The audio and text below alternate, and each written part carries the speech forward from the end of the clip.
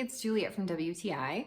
If you're like me, maybe you are struggling to find a good matcha or a coffee replacement for your morning.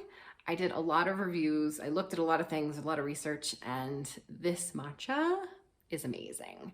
So one thing I like about it is the fact that even though I don't prepare it exactly the way that they say I should, it still turns out great every time. So all I do is get about a cup of soy milk, add a little bit of sweetener if needed, and dump a teaspoon of matcha in, blend it, and it's ready to go. And it tastes great. It has like an earthy flavor, not at all bitter, and I love it. So I've tried other matchas that they're bitter if you don't do it exactly right.